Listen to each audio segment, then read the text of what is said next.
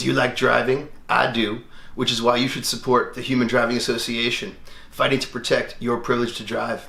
Did I say privilege? Yes, because in this country, driving is a privilege, not a right. If you want to protect it, you should buy one of the fine shirts put out every week by the Human Driving Association. Wait, is that how it's supposed to go? Do I have to use this voice? Or just roll with it. A lot of people have been asking when we're going to do a Morgan versus Polizei M5. The answer is I've wanted to do it for several years.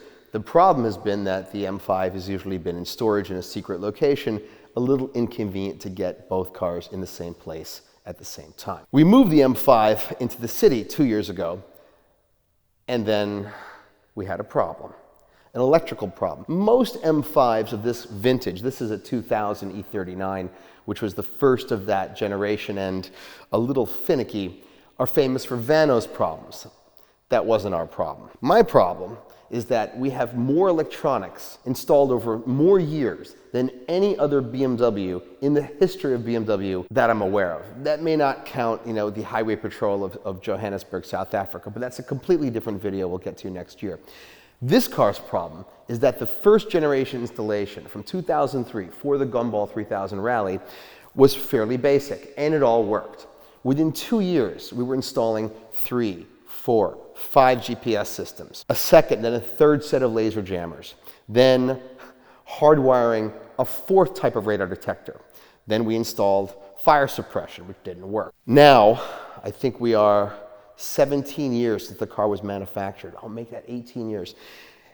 There is no one schematic that anyone can use to figure out what the wiring issue must be, which is leading to the parasitic draw problem. Incredibly, despite all of this, the car has actually broken down only 3 times in those 18 years.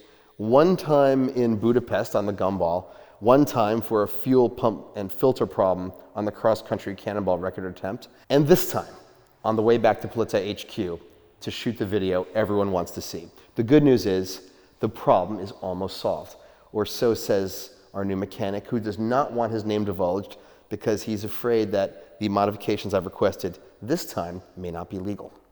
We'll cover all that and a lot more in next week's video, if the car starts, which is going to be the first we've ever done. And it's going to be amazing because it is battle damage of the Polizei M5. Next week, hopefully.